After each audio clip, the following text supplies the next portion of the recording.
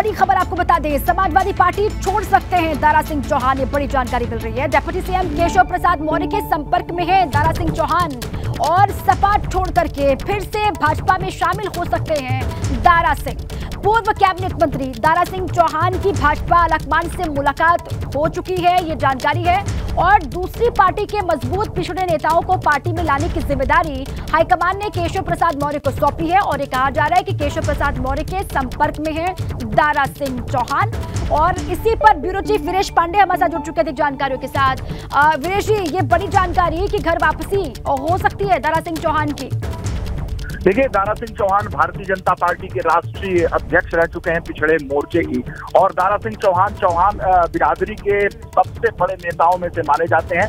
दारा सिंह चौहान को पार्टी ने 14 के चुनाव में बहुत उपयोग किया था। और मैं आपको बताऊं कि दारा सिंह चौहान की जो बिरादरी है, चौहान बिरादरी, न केवल उत्तर प्रदेश के पूर्वांचल में है बल्कि बिहार के लगभग 1 दर्जन जिले जो सटे हुए हैं यूपी से, उनमें भी चौहान वोटर्स हैं। यही वजह है कि यूपी के नेता भारतीय जनता पार्टी के फागू चौहान को बिहार का राज्यपाल बनाया गया था ताकि चौहान वोटर्स ज्यादा से ज्यादा आ सकें। चौहान की जो संख्या बिहार में है, पूर्वांचल में है और लोकसभा चुनाव नजदीक आ रहा है, ऐसे में पार्टी ये चाहती है कि दारा सिंह चौहान पार्टी में आए और एक बार फिर पुनः उनकी घर वापसी हो। और दारा सिंह चौहान स्वयं ये चाहते हैं कि वो भारतीय जनता पार्टी में आए, क्योंकि उनकी मुलाकात, सोर्सेज से खबर है कि उनकी मुलाकात अमित शाह से हो चुकी है दिल्ली में और 2 बार उनकी मुलाकात हो चुकी है जेपी नड्डा से।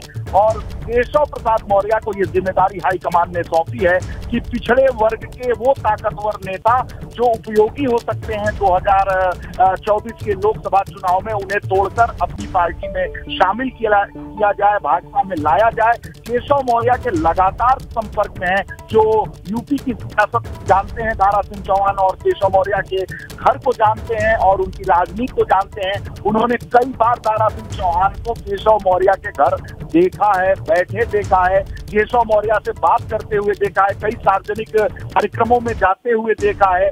और ऐसे में केशव मौर्य को ये जिम्मेदारी सौंपी गई है और पुख्ता उच्च पदस्थ सूत्रों से जानकारी है कि दारा सिंह चौहान का मन समाजवादी पार्टी में नहीं लग रहा है। वो वक्त याद कीजिए जब 22 का चुनाव था और दारा सिंह चौहान के साथ साथ स्वामी प्रसाद मौर्य ने समाजवादी पार्टी ज्वाइन की थी। उस वक्त एक तहलका मच गया था, भारतीय जनता पार्टी में भूचाल आ गया था। एबीपी गंगा ने वो खबर दिखाई थी, बड़ा असर हुआ था। लेकिन एक बार फिर एबीपी गंगा ये कह रहा है, दावा कर रहा है कि जो समाजवादी पार्टी है उससे मन भर चुका है दारा सिंह चौहान का। और वीरेश जी, ये देखिए, ये बड़ी बात और फायदे वाली बात तो है। ये इसका फायदा तो होगा दारा सिंह चौहान के आने का भाजपा को, लेकिन ये बड़ा झटका है समाजवादी पार्टी के लिए आगामी चुनावों को ध्यान में रखते हुए।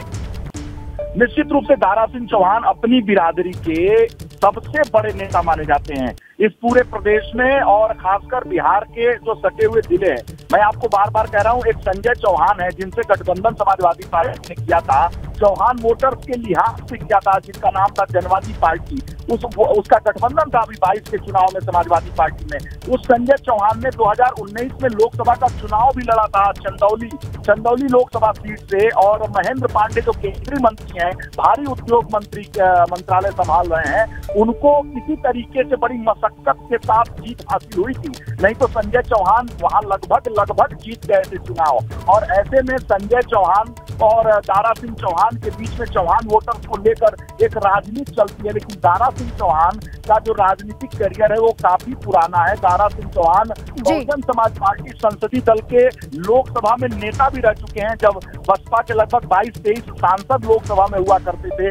जो दारा सिंह चौहान है वो समाजवादी पार्टी में भी राज्यसभा के सांसद रह चुके हैं, साथ ही साथ वो भाजपा में भी कैबिनेट मंत्री रह चुके हैं। तो उनका बड़ा राजनीतिक करियर बहुत पुराना है। छात्र राजनीति से आए हैं, आजमगढ़ के एक डिग्री कॉलेज से वो अध्यक्ष के पद पर जीतते हैं। उसके बाद से मुलायम सिंह यादव की उन पर नजर पड़ती है, मुलायम सिंह यादव उन्हें आगे बढ़ाते हैं, उन्हें राजनीति में लाते हैं, उन्हें सांसद बनाते हैं। फिर बहन जी यानी मायावती की नजर उन पर पड़ती है, फिर वो बसपा में जाते हैं, बसपा संसदीय दल के नेता बनते हैं। फिर भारतीय जनता पार्टी का उत्थान होता है मोदी के नेतृत्व में। मोदी जी जब भारतीय जनता पार्टी के प्रधानमंत्री कैंडिडेट घोषित होते हैं, उस वक्त वो पार्टी में आते हैं दारा सिंह चौहान और दारा सिंह चौहान को राष्ट्रीय अध्यक्ष भारतीय जनता पार्टी पिछड़ा मोर्चा का बनाया जाता है।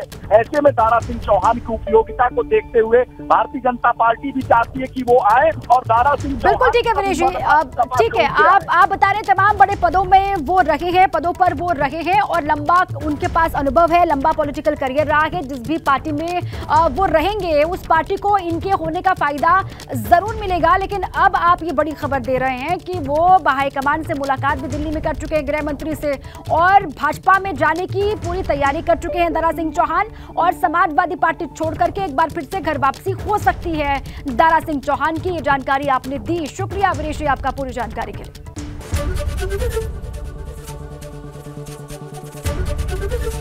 एबीपी गंगा, खबर आपकी, जुबान आपकी।